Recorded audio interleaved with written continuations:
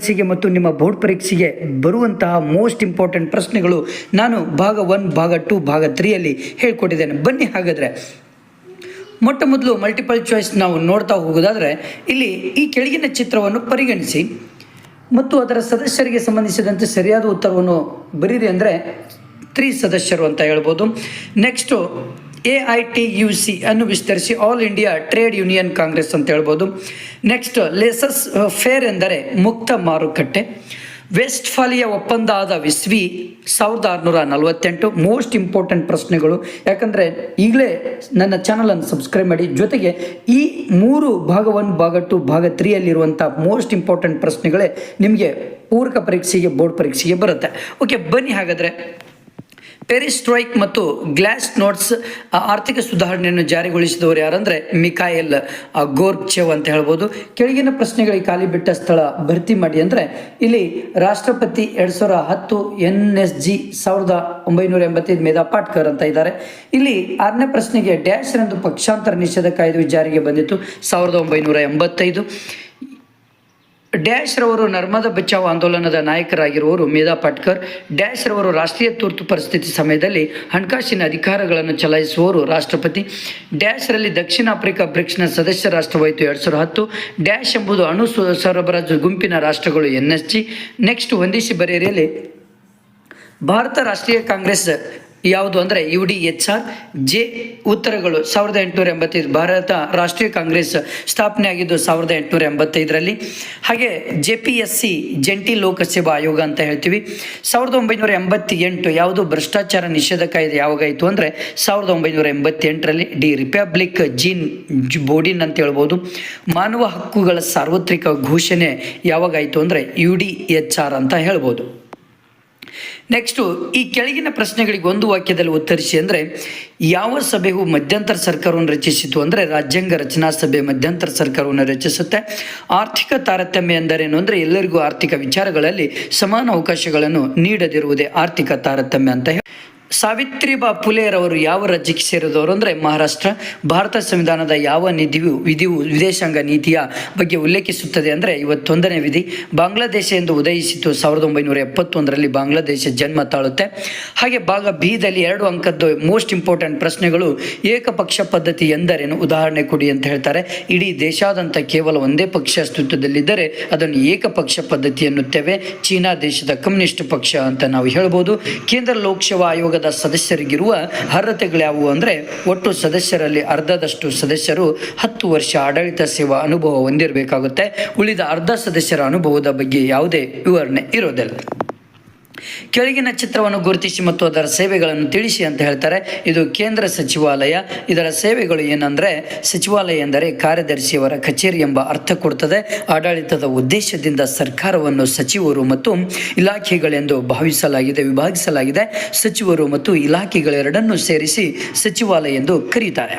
ಸಚಿವರಿಗೆ ವಹಿಸಿದ ವ್ಯವಹಾರಗಳನ್ನು ಪರಿಣಾಮಕಾರಿಯಾಗಿ ನಿರ್ವಹಿಸಲು ಹಲವಾರು ಇಲಾಖೆಗಳು ವಿಭಾಗ ಮತ್ತು ಶಾಖೆಗಳಾಗಿ ವಿಂಗಡಿಸಲಾಗಿದೆ.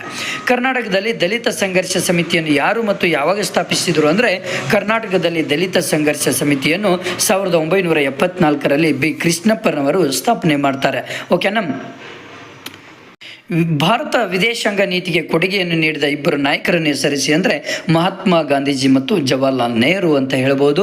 ಹಾಗೆ ಭಾಗ ಸಿ 5 ಅಂಕಗಳಿಗೆ ಸಂಬಂಧಪಟ್ಟಂಥ ಮೋಸ್ಟ್ ಇಂಪಾರ್ಟೆಂಟ್ ಪ್ರಶ್ನೆಗಳು ಯಾವುದು ಅಂದರೆ ಇಲ್ಲಿ ಭಾರತವು 26ನೇ ಜನವರಿ ಅಂದರೆ ಪ್ರಥಮ ಸಾರ್ವತ್ರಿಕ ಚುನಾವಣೆಗಳು 1951-52ರಲ್ಲಿ ನಡೀತದೆ. ಇದು ಭಾಳ ಇಂಪಾರ್ಟೆಂಟ್. ಇದೊಂದು ಬರುತ್ತೆ, ಇದೊಂದು ಓದ್ಕೊಳ್ಳಿ. ಜೊತೆಗೆ ನೆಕ್ಸ್ಟ್ ಬಂದ್ಬಿಟ್ಟು ಇಲ್ಲಿ ಪ್ರಥಮ ಫಲಿತಾಂಶ ಮತ್ತು ಕೆಲವು ಪಕ್ಷಗಳು. ನೆಕ್ಸ್ಟ್ ಬಂದ್ಬಿಟ್ಟು ಇಲ್ಲಿ ಮೇಲಿನ ಫಲಿತಾಂಶಗಳಿಂದ ಕೆಳಕಂಡ ಸಂಗತಿಗಳು ನಿಶ್ಚಳವಾಗುತ್ತವೆ. ಇವೆಲ್ಲವೂ ಕೂಡ ನೀವು ಬರಿಬೇಕಾಗತ್ತೆ. ನೆಕ್ಸ್ಟ್ ಪ್ರಶ್ನೆ ಬಂದ್ಬಿಟ್ಟು ಇಲ್ಲಿ ಇಂಪಾರ್ಟೆಂಟ್. ರಾಜ್ಯಗಳ ಏಕೀಕರಣದಲ್ಲಿ ಸರ್ದಾರ್ ವಲ್ಲಭಭಾಯ್ ಪಟೇಲರ ಪಾತ್ರವನ್ನು ತಿಳಿಸಿ ಅಂತ ಹೇಳ್ತಾರೆ. ಇಷ್ಟು ನೀವು ಬರಿಬೇಕಾಗತ್ತೆ. ಓಕೆನಾ. ಇದು ಎಲ್ಲವೂ ಕೂಡ ಬಹಳ ಇಂಪಾರ್ಟೆಂಟ್ ಪ್ರಶ್ನೆ ಬಂದ್ಬಿಟ್ಟು. ನೆಕ್ಸ್ಟ್ ಬಂದ್ಬಿಟ್ಟು ನಾಗರಿಕ ಸೇವಾ ವರ್ಗದ ಲಕ್ಷಣಗಳನ್ನು ವಿವರಿಸ್ರಿ ಅಂತ ಹೇಳ್ತಾರೆ. ಇವು ಎಲ್ಲವೂ ಕೂಡ ನಾಗರಿಕ ಸೇವಾ ವರ್ಗದ ಲಕ್ಷಣಗಳು ಒಂದೊಂದಾಗಿ ಇಲ್ಲಿ ಎಕ್ಸ್ಪ್ಲೇನ್ ಕೂಡ ಕೊಡಲಾಗಿದೆ. ಮೊದಲನೇದು ವೃತ್ತಿನಿರತ ವರ್ಗ, ಅಧಿಕಾರ ಶ್ರೇಣಿ ಪದ್ಧತಿ, ರಾಜಕೀಯ ತಾಟಸ್ಥ್ಯ ಮತ್ತು ಅನಾಮಧೇಯ, ನಿಷ್ಪಕ್ಷಪಾತತೆ, ಕಾರ್ಮಿಕ ಚಳುವಳಿಯ ಕಾರಣಗಳ್ಯಾವು, ಕಾರ್ಮಿಕರ ಹಿತಾಸಕ್ತಿ ನಿರ್ಲಕ್ಷ್ಯ, ಉದ್ಯೋಗಿಗಳ ಕಡೆಗಣನೆ ಇವೆಲ್ಲವೂ ಕೂಡ ಬರ್ತವೆ. ಇದು ತುಂಬ ಇಂಪಾರ್ಟೆಂಟ್ ಪ್ರಶ್ನೆ ಇದು. ಓಕೆನಾ? ಇಂಪಾರ್ಟೆಂಟ್ ಯಾವುದು ಅಂದರೆ ರಾಷ್ಟ್ರ ನಿರ್ಮಾಣಕ್ಕೆ ಎದುರಾಗುವ ಅಡಚಣೆಗಳನ್ನು ವಿಮರ್ಶಾತ್ಮಕವಾಗಿ ವಿವರಿಸ್ರಿ ಅಂತ ಹೇಳ್ತಾರೆ. ಇದು ಕೂಡ ತುಂಬ ಇಂಪಾರ್ಟೆಂಟ್. ಇವುಗಳನ್ನು ಒಂದೊಂದಾಗಿ ನೀವು ಎಕ್ಸ್ಪ್ಲೇನ್ ಮಾಡಬೇಕಾಗತ್ತೆ. ಬಡತನ, ಜನಸಂಖ್ಯೆ ಸ್ಫೋಟ, ಪ್ರಾದೇಶಿಕ ಅಸಮತೋಲನ, ಸಾಮಾಜಿಕ ಮತ್ತು ರಾಜಕೀಯ ಕ್ಷೋಭೆ, ರಾಜಕೀಯ ಬಿಕ್ಕಟ್ಟು ಇವೆಲ್ಲವೂ ಕೂಡ ತುಂಬ ಇಂಪಾರ್ಟೆಂಟ್ ವಿತ್ ಎಕ್ಸ್ಪ್ಲೇನ್ ಕೂಡ ಇದೆ. ಇವೇ ಪ್ರಶ್ನೆಗಳೇ ನಿಮಗೆ ಅಲ್ಲಿ ಬರೋದು. ಇಷ್ಟು ಇಂಪಾರ್ಟೆಂಟ್. ಇನ್ನೊಂದು ಪ್ರಶ್ನೆ, ಸಮ್ಮಿಶ್ರ ಸರ್ಕಾರದ ಅವಗುಣಗಳು ಯಾವುವು ಅಂದರೆ ಅರ್ಥ ಇವು ಅವಗುಣಗಳು ಇಲ್ಲಿದ್ದಾವೆ. ಓಕೆ, ಇವೆಲ್ಲವೂ ಕೂಡ ಅವಗುಣಗಳು ಅಂತ ನಾವು ಹೇಳಬಹುದು. ಓಕೆನಾ? ಇವೆಲ್ಲವೂ ಕೂಡ ತುಂಬ ಇಂಪಾರ್ಟೆಂಟ್ ಪ್ರಶ್ನೆಗಳು. ನೆಕ್ಸ್ಟ್, ಭಯೋತ್ಪಾದನೆ ವಿರುದ್ಧ ಯುವಜನತೆಯ ಪಾತ್ರವನ್ನು ವಿವರಿಸ್ರಿ ಅಂತ ಹೇಳ್ತಾರೆ. ಇವೆಲ್ಲೂ ಕೂಡ ಪಾತ್ರಗಳನ್ನು ನೀವು ವಿವರಿಸಬೇಕಾಗತ್ತೆ. ಓಕೆ, 5 ಪಾತ್ರಗಳಿದ್ದಾವೆ. ಇವೆಲ್ಲೂ ಕೂಡ ಚೆನ್ನಾಗಿ ನೀವು ಭಯೋತ್ಪಾದನೆ ವಿರುದ್ಧ ಯುವಜನತೆಯ ಪಾತ್ರ ಇದೊಂದು ಸ್ಟಡಿ ಮಾಡ್ಕೊಳ್ಳಿ, ಬರ್ತದೆ. ತುಂಬ ಇಂಪಾರ್ಟೆಂಟ್. ನಿಮಗೆ ಕೆಳಗಿನ ಚಿತ್ರವನ್ನು ಪರಿಗಣಿಸಿ ಮತ್ತು ಅದರ ಸ್ಥಾಪನೆಯ ಕುರಿತು ಒಂದು ಟಿಪ್ಪಣಿ ಬರೆಯಿರಿ ಅಂದರೆ ಇದು ಕೂಡ ಮೋಸ್ಟ್ ಇಂಪಾರ್ಟೆಂಟ್ ಪ್ರಶ್ನೆಯಲ್ಲಿಯೂ ಕೂಡ ಒಂದಿದೆ. ಇದು ವಿಶ್ವಸಂಸ್ಥೆಯ ಬಗ್ಗೆ ಸಂಪೂರ್ಣವಾದಂಥ ಮೋಸ್ಟ್ ಇಂಪಾರ್ಟೆಂಟ್ ಪಾಯಿಂಟ್ಸ್ಗಳಿದ್ದಾವೆ. ಇವುಗಳನ್ನು ಕೂಡ ಓದ್ಕೊಳ್ಳಿ. ಇಷ್ಟು ಇಂಪಾರ್ಟೆಂಟ್ ಪ್ರಶ್ನೆ. ನೆಕ್ಸ್ಟ್ ಭಾಗ 2ದಲ್ಲಿಯೂ ಕೂಡ ಇದ್ದಾವೆ. ನಾನು ಇವತ್ತು ಹೇಳಿಕೊಡುವಂಥ ಭಾಗ 1, 2, 3ದಲ್ಲಿ ಇದ್ದಂಥ ಕ್ವಶನ್ಸ್ಗಳೇ ನಿಮ್ಮ ಬೋರ್ಡ್ ಪರೀಕ್ಷೆ ಮತ್ತು ನಿಮ್ಮ ಪ್ರಿಪರೇಟರಿ ಪರೀಕ್ಷೆಗೆ ಬರುವಂಥದ್ದು. Okay, thank you friends, thank you. ವಿದ್ಯಾರ್ಥಿಗಳು ಎಲ್ಲರೂ ಕೂಡ ನನ್ನ ಚಾನಲ್ಗೆ ಸ್ವಾಗತ ಹೇಳ್ತಾ, ನೋಡಿ, ನಿಮ್ಮ ಪೂರಕ ಪರೀಕ್ಷೆಗೆ ಮತ್ತು ನಿಮ್ಮ ಬೋರ್ಡ್ ಪರೀಕ್ಷೆಗೆ ಮೋಸ್ಟ್ ಇಂಪಾರ್ಟೆಂಟ್ ಬಂದೇ ಬರುವಂಥ ಪ್ರಶ್ನೆಗಳು. ಯಾಕಂದರೆ ಇದು ದ್ವಿತೀಯ PUC ವಿದ್ಯಾರ್ಥಿಗಳಿಗೆ ಸಂಬಂಧಪಡುವಂತಹ ಒಂದು ಪ್ರಶ್ನೆ ಆಗಿರುತ್ತೆ. ಹಾಗಾಗಿ ಯಾರೂ ಕೂಡ ಈ ಒಂದು ವಿಡಿಯೋವನ್ನು ನೆಗ್ಲೆಕ್ಟ್ ಮಾಡದೆ ನನ್ನ ಚಾನಲನ್ನು ಈಗಲೇ ಸಬ್ಸ್ಕ್ರೈಬ್ ಮಾಡಿ. ಪ್ರತಿಯೊಂದು ವಿಷಯದ ಮೋಸ್ಟ್ ಇಂಪಾರ್ಟೆಂಟ್ ಪ್ರಶ್ನೆಗಳು ನಿಮ್ಮ ಮುಂದೆ ಬರುತ್ತೆ. ಹಾಗಾದರೆ ನಿಮ್ಮ ನಾಳೆ 23/1/2026 ಮತ್ತು ನಿಮ್ಮ ಬೋರ್ಡ್ ಪರೀಕ್ಷೆಗೆ ಬರುವಂಥ ಮೋಸ್ಟ್ ಇಂಪಾರ್ಟೆಂಟ್ ಪ್ರಶ್ನೆಗಳನ್ನು ಹೇಳ್ತಾ ಹೋಗ್ತೇನೆ. ಮೊದಲು ಮಲ್ಟಿಪಲ್ ಚಾಯ್ಸ್. ಭಾರತದ ಪ್ರಸ್ತುತ ಮುಖ್ಯ ಚುನಾವಣಾ ಆಯುಕ್ತರು ಯಾರಂದ್ರೆ ಜ್ಞಾನೇಶ್ ಕುಮಾರ್ ಅಂತ ಹೇಳ್ಬೋದು. ಈ ಕೆಳಗಿನ ಚಿತ್ರವನ್ನು ಪರಿಗಣಿಸಿ ಮತ್ತು ಮಹಿಳೆಯರಿಗೆ ಶಿಕ್ಷಣವನ್ನು ಪ್ರಾರಂಭಿಸಿದ ಪ್ರಥಮ ಶಿಕ್ಷಕಿಯನ್ನು ಗುರುತಿಸಿ ಹೇಳಿದರೆ ಸಾವಿತ್ರಿಬಾ ಫುಲೆ ಅಂತ ಹೇಳ್ಬೋದು. ಹ್ಯೂಮರ್ ಗಡಾಫಿ ಲಿಬಿಯಾದಲ್ಲಿ 1972ರಲ್ಲಿ ಇದನ್ನು ನಿಷೇಧ ಮಾಡ್ತಾರೆ. ರಾಜಕೀಯ ಪಕ್ಷಗಳು ಅಂತ ಹೇಳ್ತಾರೆ. ಓಕೆ, ಇದು ಬಹಳ ಇಂಪಾರ್ಟೆಂಟ್. ನೆಕ್ಸ್ಟ್ ಪ್ರಶ್ನೆ ಬಂದ್ಬಿಟ್ಟು, ಅಂತಾರಾಷ್ಟ್ರೀಯ ಎಂಬ ಪದವನ್ನು ಮೊಟ್ಟ ಮೊದಲಿಗೆ ಬಳಸಿದವರು ಜೆರೆಮಿ ಬೆಂಥ್ಯಾಮ್ ಅಂತ ಹೇಳ್ಬೋದು. CHOGMನ ವಿಸ್ತೃತ ರೂಪ Commonwealth heads of government meeting ಅಂತ ಹೇಳ್ಬೋದು. ನೆಕ್ಸ್ಟ್, ಕೆಳಗಿನ ಪ್ರಶ್ನೆಗಳಿಗೆ ಖಾಲಿ ಬಿಟ್ಟ ಸ್ಥಳಗಳನ್ನು ಭರ್ತಿ ಮಾಡಿ ಅಂತ ಇದೆ. ಇಲ್ಲೇ ನಿಮಗೆ ಆನ್ಸರ್ಸ್ಗಳು ಇದೆ. ಭಾರತ ಚುನಾವಣಾ ಆಯೋಗದ ಆಯುಕ್ತರ ಅಧಿಕಾರಾವಧಿ 6 ವರ್ಷಗಳು. ಡ್ಯಾಶ್ ರೈತರ ಮೂಲ ಕಸುಬು ಆಗಿದೆ ಕೃಷಿ. ಡ್ಯಾಶ್ ಅಸ್ಮಿತೆ ರಾಜಕಾರಣವನ್ನು ಶಾಸನಬದ್ಧಗೊಳಿಸಿತು LGBT. ಭದ್ರತಾ ಮಂಡಳಿಯ ಕಾಯಂ ಸದಸ್ಯರ ಸಂಖ್ಯೆ 5 ಆಗಿರುತ್ತೆ. ಡ್ಯಾಶ್ ರವರು 2013ರ ಇಂದಿರಾ ಗಾಂಧಿ ಶಾಂತಿ ಪ್ರಶಸ್ತಿಯನ್ನು ಪಡೆದವರು ಅಂಜೆಲಾ ಮಾರ್ಕೆಲ್ ಅಂತ ಹೇಳ್ಬೋದು. ನೆಕ್ಸ್ಟ್, ಹೊಂದಿಸಿ ಬರೆಯಿರಿ ಇಲ್ಲಿದೆ.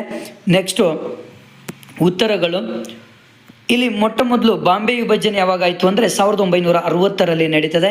ನೆಕ್ಸ್ಟು CAT ಅಂದರೆ ಕೇಂದ್ರೀಯ ಆಡಳಿತಾತ್ಮಕ ನ್ಯಾಯ ಮಂಡಳಿ ಅಂತ ಹೇಳ್ಬೋದು. UAPA ಕಾನೂನು ವಿರೋಧಿ ಚಟುವಟಿಕೆಗಳ ನಿಗ್ರಹ ಕಾಯ್ದೆ.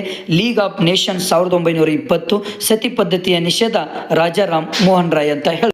ನೆಕ್ಸ್ಟ್ ಯಾವುದು ಅಂದರೆ ಕೆಳಗಿನ ಪ್ರಶ್ನೆಗಳಿಗೆ ಒಂದೊಂದು ವಾಕ್ಯದಲ್ಲಿ ಯಾವ ರಾಜ್ಯವನ್ನು 2014ರಲ್ಲಿ ವಿಭಜಿಸಲಾಯಿತು ಅಂದರೆ ಆಂಧ್ರ ಪ್ರದೇಶ. ಅಪ್ಪಿಕೋ ಚಳುವಳಿ ಎಲ್ಲಿ ಪ್ರಾರಂಭವಾಯಿತು ಅಂದರೆ ಅಪ್ಪಿಕೋ ಚಳುವಳಿಯು ಉತ್ತರ ಕನ್ನಡ ಜಿಲ್ಲೆಯ ಸಿರ್ಸಿ ಸಮೀಪದ ಸಿದ್ದಾಪುರದಲ್ಲಿ ಪ್ರಾರಂಭವಾಗುತ್ತೆ. ಪಂಚಮರು ಅಂದರೆ ಯಾರು ಅಂದರೆ ವರ್ಣಾಶ್ರಮ ವ್ಯವಸ್ಥೆಯಲ್ಲಿ ಅತ್ಯಂತ ಕೆಳಸ್ತರದಲ್ಲಿರುವವರನ್ನು ಪಂಚಮರು ಎಂದು ನಾವು ಕರಿತೇವೆ. ಮೋಸ್ಟ್ ಇಂಪಾರ್ಟೆಂಟ್ ಪ್ರಶ್ನೆಗಳು, ನೆಗ್ಲೆಕ್ಟ್ ಮಾಡಬೇಡಿ. ವರ್ಣಭೇದ ನೀತಿ ಎಂದರೇನೆಂದರೆ ಬಿಳಿಯರು ಮತ್ತು ಕರಿಯರ ನಡುವೆ ತಾರತಮ್ಯ ಮಾಡುವುದೇ ವರ್ಣಭೇದ ಅಂತ ಹೇಳ್ಬೋದು. ಆಲಿಪ್ತ ಚಳುವಳಿಯ ಒಬ್ಬ ಸ್ಥಾಪಕರನ್ನ ಹೆಸರಿಸಿ ಅಂದರೆ ಜವಾಹರ್ಲಾಲ್ ನೆಹರು. ಭಾಗ B 2 ಅಂಕದ ಪ್ರಶ್ನೆಗಳು. ಉಪಚುನಾವಣೆ ಎಂದರೇನು ಅಂದರೆ ಒಂದು ನಿರ್ದಿಷ್ಟ ಕ್ಷೇತ್ರದಲ್ಲಿ ಪ್ರಜೆಗಳಿಂದ ಚುನಾವಣೆಗಳ ಮೂಲಕ ಆಯ್ಕೆಯಾದ ಪ್ರತಿನಿಧಿ ತನ್ನ ಅವಧಿ ಮುಗಿಯುವ ಮುನ್ನ ರಾಜೀನಾಮೆ ನೀಡಿದರೆ, ಮರಣ ಹೊಂದಿದರೆ, ಯಾವುದೇ ಕಾರಣದಿಂದ ತನ್ನ ಸದಸ್ಯತ್ವವನ್ನು ಕಳೆದುಕೊಂಡ್ರೆ ಆ ಸ್ಥಾನಕ್ಕೆ 6 ತಿಂಗಳ ಒಳಗಾಗಿ ನಡೆಯುವ ಚುನಾವಣೆಗಳೇ ಉಪಚುನಾವಣೆ ಅಂತ ಹೇಳ್ಬೋದು.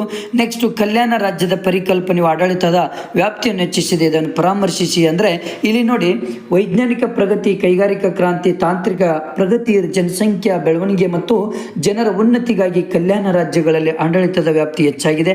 ಅಖಿಲ ಭಾರತ ಸೇವೆಗಳು ಎಂದರೆ ಅಖಿಲ ಭಾರತ ಮಟ್ಟದಲ್ಲಿ ಅಭ್ಯರ್ಥಿಗಳನ್ನು ಆಯ್ಕೆ ಮಾಡಿ ಕೇಂದ್ರ ಮತ್ತು ರಾಜ್ಯ ಸರ್ಕಾರಗಳ ಹುದ್ದೆಗಳಿಗೆ ನೇಮಕ ಮಾಡುವ ಹುದ್ದೆಗಳನ್ನು ಅಖಿಲ ಭಾರತ ಸೇವೆಗಳು ಎಂದು ನಾವು ಕರಿತೇವೆ. ಈ ಕೆಳಗಿನ ಚಿತ್ರವನ್ನು ಗುರುತಿಸಿ ಮತ್ತು ಅದರಲ್ಲಿ ಹಿಂದುಳಿದ ವರ್ಗಗಳ ಏಳಿಗೆಗಾಗಿ ಶ್ರಮಿಸಿದವರನ್ನು ಬರೆಯಿರಿ ಅಂತ ಹೇಳುವ. ಅಂದರೆ ಜ್ಯೋತಿಬಾಯಿ ಫುಲೆ ಮತ್ತು ಸಾವಿತ್ರಿಬಾಯಿ ಫುಲೆ ಅಂತ ನಾವು ಹೇಳ್ಬೋದು.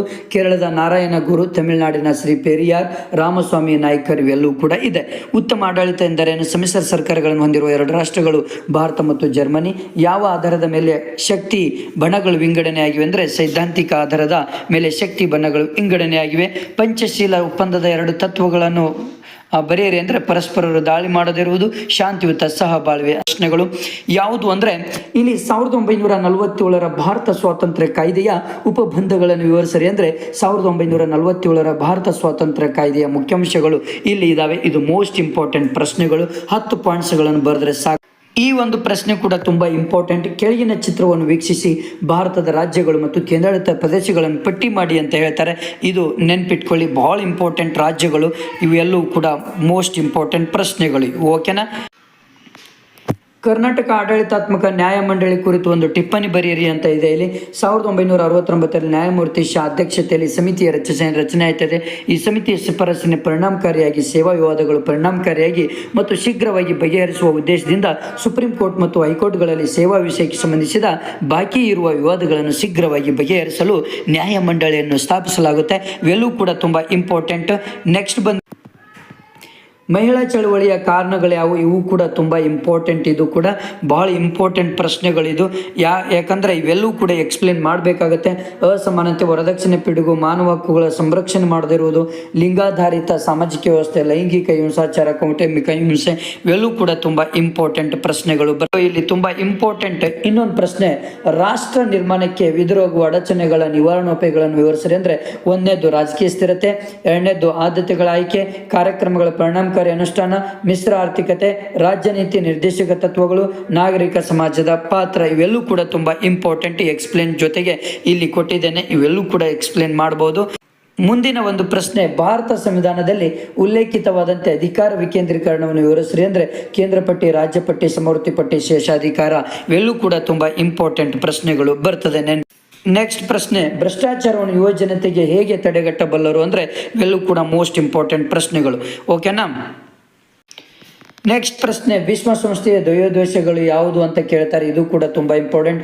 1, 2, 3, 4, 5 ಇವೆಲ್ಲೂ ಕೂಡ ತುಂಬ ಇಂಪಾರ್ಟೆಂಟ್ ಪ್ರಶ್ನೆಗಳು. ಭಾರತ ಆಸಿಯಾನ್ 5 ಸಹಕಾರ ಕ್ಷೇತ್ರಗಳ ಕುರಿತು ವಿವರಿಸ್ರಿ. ಅಂದರೆ ಇವು ಕೂಡ 5 ಪ್ರಶ್ನೆಗಳು ತುಂಬ ಇಂಪಾರ್ಟೆಂಟ್ ಇದಾವೆ, ನೆನ್ಪಿಟ್ಕೊಳ್ಳಿ. ಓಕೆನಾ? ನೆಕ್ಸ್ಟ್ ಪ್ರಶ್ನೆ ಬಂದ್ಬಿಟ್ಟು ಸಮ್ಮೇಳನ ಮಟ್ಟದ ಸಹಕಾರ, ಇವುಗಳನ್ನು ಕೇಳ್ತಾರೆ. ನೆಕ್ಸ್ಟ್ 10 ಅಂಕಗಳಿಗೆ ಮೋಸ್ಟ್ ಇಂಪಾರ್ಟೆಂಟ್ ಪ್ರಶ್ನೆ ಯಾವುದು ಅಂದರೆ, ಯಾಕಂದರೆ ತುಂಬ ಇಂಪಾರ್ಟೆಂಟ್ ಇದು, ರಾಜಕೀಯ ಪಕ್ಷಗಳ ಕಾರ್ಯಗಳನ್ನು ವಿವರಿಸ್ರಿ ಅಂತ ಹೇಳ್ತಾರೆ. ಇವೆಲ್ಲವೂ ಕೂಡ ಕಾರ್ಯಗಳು ಇವು. ಯಾಕಂದರೆ ಎಕ್ಸ್ಪ್ಲೇನ್ ಮಾಡಬೇಕು, ಬರೀ ಕಾರ್ಯಗಳನ್ನು ಬರೆದಿಟ್ಟರೆ ಆಗೋದಿಲ್ಲ. ಎಕ್ಸ್ಪ್ಲೇನ್ ಕೂಡ ಕೊಟ್ಟಿದ್ದೇನೆ ಆಲ್ರೆಡಿ ಇಲ್ಲಿ. ಓಕೆ, ಎಕ್ಸ್ಪ್ಲೇನ್ ಕರೆಕ್ಟಾಗಿ ಮಾಡಿ, ಈಸಿಯಾಗಿ ನಿಮಗೆ 10ಕ್ಕೆ 10 ಮಾರ್ಕ್ಸ್ಗಳು ಸಿಗ್ತವೆ.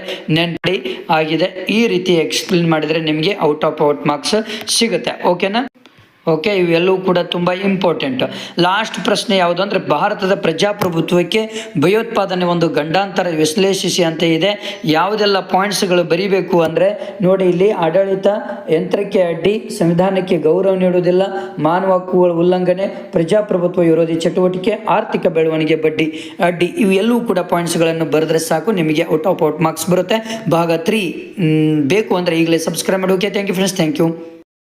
ಹಾಯ್ ವಿದ್ಯಾರ್ಥಿಗಳು, ಎಲ್ಲರೂ ಕೂಡ ನನ್ನ ಚಾನಲ್ಗೆ ಸ್ವಾಗತ ಹೇಳ್ತಾ, ಇದು ರಾಜ್ಯಶಾಸ್ತ್ರ ವಿಷಯಕ್ಕೆ ಸಂಬಂಧಪಡುವಂಥ ಮೋಸ್ಟ್ ಇಂಪಾರ್ಟೆಂಟ್, ನಿಮ್ಮ ಪೂರಕ ಪರೀಕ್ಷೆಯ 2 ಮತ್ತು ಬೋರ್ಡ್ ಪರೀಕ್ಷೆಗೆ ಬರುವಂಥ ಮೋಸ್ಟ್ ಇಂಪಾರ್ಟೆಂಟ್ ಪ್ರಶ್ನೆಗಳು, ಬಂದೇ ಬರುವಂಥ ಪ್ರಶ್ನೆಗಳು ಈ ಒಂದು ವಿಡಿಯೋದಲ್ಲಿ ಕೊಡ್ತಾ ಇದ್ದೇನೆ.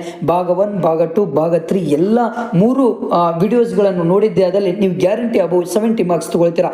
ಬನ್ನಿ ಹಾಗಾದರೆ ರಾಜ್ಯಶಾಸ್ತ್ರದಿಂದ ಬರುವಂಥ ಮೋಸ್ಟ್ ಇಂಪಾರ್ಟೆಂಟ್ ಪ್ರಶ್ನೆಗಳು, ಮಲ್ಟಿಪಲ್ ಚಾಯ್ಸ್ ನೋಡ್ತಾ ಇರೋಣ. ಈಗಲೇ ಸಬ್ಸ್ಕ್ರೈಬ್ ಮಾಡಿ ನನ್ನ ಚಾನಲನ್ನು.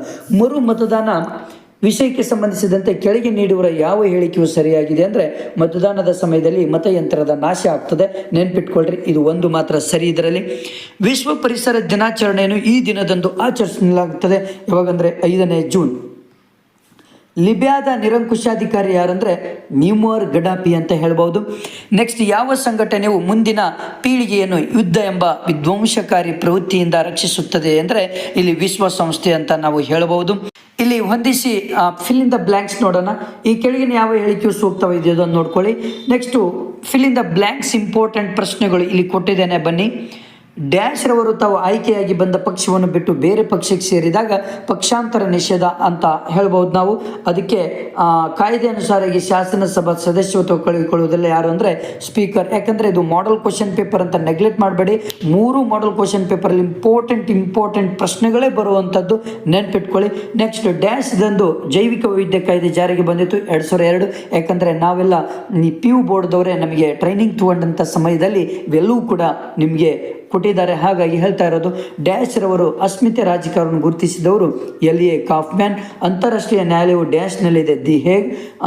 CHOGM ನಾಯಕತ್ವವನ್ನು ಈ ದೇಶ ವಹಿಸಿದೆ ಇಂಗ್ಲೆಂಡ್ ಅಂತ ಹೇಳ್ಬೋದು. ಹೊಂದಿಸಿ ಬರೆಯಿರಿ. ಬೌಂಡ್ರಿ ಕಮಿಷನ್ ಇದರ ಉತ್ತರ ಸರ್ ಸಿರಿಲ್ ರ್ಯಾಡ್ಕ್ಲಿಫ್ ಅಂತ ಹೇಳ್ಬೋದು. ಲಾಲ್ ಬಹದ್ದೂರ್ ಶಾಸ್ತ್ರಿ ಅಕಾಡೆಮಿ ಮಸ್ಸೂರಿಯಲ್ಲಿದೆ. ಭಯೋತ್ಪಾದನೆ ಟೆರ್ರರಲ್ಲಿದೆ. 24ನೇ ಅಕ್ಟೋಬರ್ 1945 ವಿಶ್ವಸಂಸ್ಥೆ. ಮೂಕ ನಾಯಕ ಡಾಕ್ಟರ್ BR ಅಂಬೇಡ್ಕರ್ ಅಂತ. ಆಪರೇಷನ್ ಪೋಲೋ ಎಂದರೇನು ಅಂದರೆ ಹೈದರಾಬಾದ್ ಸಂಸ್ಥಾನವು ಭಾರತ ಒಕ್ಕೂಟದಲ್ಲಿ ಸೇರ್ಪಡೆಗೆ ಮಾಡಲಾದ ಪೊಲೀಸ್ ಕಾರ್ಯಾಚರಣೆಯನ್ನು ಆಪರೇಷನ್ ಪೋಲೋ ಎಂದು ಕರೆಯುತ್ತದೆ. ಪಶ್ಚಿಮ ಘಟ್ಟ ಚಳುವಳಿಯನ್ನು ಯಾರು ಪ್ರಾರಂಭಿಸಿದರು ಅಂದರೆ ಪಶ್ಚಿಮ ಘಟ್ಟ ಚಳುವಳಿ ಪ್ರಾರಂಭಿಸಿದವರು ಕರ್ನಾಟಕದ ಮಲೆನಾಡು ಪ್ರದೇಶದ ನೆಕ್ಸ್ಟ್ ಪ್ರಶ್ನೆ ಬಂದ್ಬಿಟ್ಟು ಜಿಲ್ಲೆಯಲ್ಲಿ ಮಾನವ ಹಕ್ಕುಗಳನ್ನು ರಕ್ಷಿಸುವ ಮುಖ್ಯಸ್ಥರು ಯಾರು ಅಂದರೆ ಜಿಲ್ಲಾಧಿಕಾರಿಗಳು.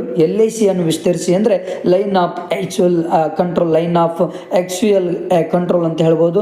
ಬಂಗಬಂಧು ಎಂದು ಯಾರನ್ನು ಕರೆಯುವರು ಅಂದರೆ ಶೇಖ್ ಮುಜಿಬರ್ ರೆಹಮಾನ್ ಅಂತ ಹೇಳ್ಬೋದು. ಭಾಗ B ಇಲ್ಲಿ 2 ಅಂಕಕ್ಕೆ ಸಂಬಂಧಪಡುವಂಥ ಮೋಸ್ಟ್ ಇಂಪಾರ್ಟೆಂಟ್ ಯಾವುದು ಅಂದರೆ ರಾಜ್ಯವೇ ಚುನಾವಣಾ ವೆಚ್ಚವನ್ನು ಭರಿಸಿರುವುದು ಎಂದರೇನು ಅಂದರೆ ಚುನಾವಣೆಯಲ್ಲಿ ಸ್ಪರ್ಧಿಸಲು ಮಾನ್ಯತೆ ಪಡೆದ ರಾಜಕೀಯ ಪಕ್ಷಗಳಿಗೆ ಚುನಾವಣಾ ಸಮಯದಲ್ಲಿ ವಾಹನಗಳಿಗೆ ಇಂಧನ, ಮೈಕ್, ಕರಪತ್ರ, ಪತ್ರಿಕೆಗಳಲ್ಲಿ ಪ್ರಕಟಣೆ, ಎಲೆಕ್ಟ್ರಾನಿಕ್ ಮಾಧ್ಯಮಗಳಲ್ಲಿ ಪ್ರಚಾರ ಮುಂತಾದವುಗಳಿಗೆ ಚುನಾವಣಾ ವೆಚ್ಚವನ್ನು ರಾಜ್ಯಗಳೇ ಭರಿಸುವಂಥದ್ದು. ಕೇಂದ್ರ ಸೇವೆಗಳ ಯಾವುದಾದ್ರೂ 2 ಉದಾಹರಣೆಗಳನ್ನು ತಿಳಿಸಿ ಅಂದರೆ ಒಂದು ಭಾರತೀಯ ವಿದೇಶಾಂಗ ಸೇವೆ, ಇನ್ನೊಂದು ಭಾರತೀಯ ಅಂಚೆ ಸೇವೆ ಅಂತ ನಾವು ಹೇಳಬಹುದು. ನೆಕ್ಸ್ಟ್, ಕೇಂದ್ರ ಲೋಕಸೇವಾ ಆಯೋಗದ ಸದಸ್ಯರ ಪದಚ್ಯುತಿ ವಿಧಾನವನ್ನು ಬರೆಯಿರಿ. ಡಾಕ್ಟರ್ BR ಅಂಬೇಡ್ಕರ್ ಅವರ 3 ಜನಪ್ರಿಯ ವಾಣಿಗಳು ಅಂದರೆ ಶಿಕ್ಷಣ, ಸಂಘಟನೆ, ಹೋರಾಟ ಅಂತ ಹೇಳಬಹುದು. ನೆಕ್ಸ್ಟ್, ಕೆಳಗಿನ ಚಿತ್ರವನ್ನು ಉಲ್ಲೇಖಿಸಿ ಕಡ್ಡಾಯ ಶಿಕ್ಷಣದ ಅರ್ಥವನ್ನು ಬರೆಯಿರಿ ಅಂದರೆ 6 ರಿಂದ 14 ವರ್ಷದೊಳಗಿನ ಎಲ್ಲ ಮಕ್ಕಳು ಕಡ್ಡಾಯವಾಗಿ ಶಿಕ್ಷಣ ತಗೊಳ್ಳುವಂಥದ್ದು. NDA ಮೈತ್ರಿಕೂಟದ ಯಾವುದಾದ್ರೂ 2 ರಾಜಕೀಯ ಪಕ್ಷಗಳನ್ನು ತಿಳಿಸಿ ಅಂದರೆ BJP, TDP, JDU ಇತರೆ ಪಕ್ಷಗಳು ಅಂತ ಹೇಳಬಹುದು. ಅಂತಾರಾಷ್ಟ್ರೀಯ ಸಂಬಂಧಗಳನ್ನು ವ್ಯಾಖ್ಯಾನಿಸಿ ಅಂದರೆ ಪಾಮರ್ ಮತ್ತು ಪರ್ಕಿನ್ಸ್ ರವರ ಪ್ರಕಾರ. 5 ಅಂಕದ ಪ್ರಶ್ನೆಗಳು ತುಂಬಾ ಇಂಪಾರ್ಟೆಂಟ್. ಇದು 5 ಅಂಕದ ಪ್ರಶ್ನೆಗಳು. ಜುನಾಗಢ್, ಹೈದರಾಬಾದ್ ಮತ್ತು ಕಾಶ್ಮೀರದ ವಿಲೀನದ ಕುರಿತು ಬರೆಯಿರಿ ಅಂತ ಹೇಳ್ತಾರೆ. ಇದೊಂದು ತುಂಬಾ ಇಂಪಾರ್ಟೆಂಟ್ ಪ್ರಶ್ನೆ ಇದೆ, ನೆನ್ಪಿಟ್ಕೊಳ್ರಿ, ಇದೊಂದು ಬರ್ಕೊಳ್ಳಿ. ನೆಕ್ಸ್ಟ್, ರಾಜ್ಯಗಳ ಪುನರ್ರಚನೆಗೆ ಭಾಷೆಯು ಆಧಾರವಾಗಿರಬೇಕೆಂಬುದನ್ನೇ ಕಾರಣಗಳನ್ನು ನೀಡಿ. ಇದೊಂದು ಪ್ರಶ್ನೆ.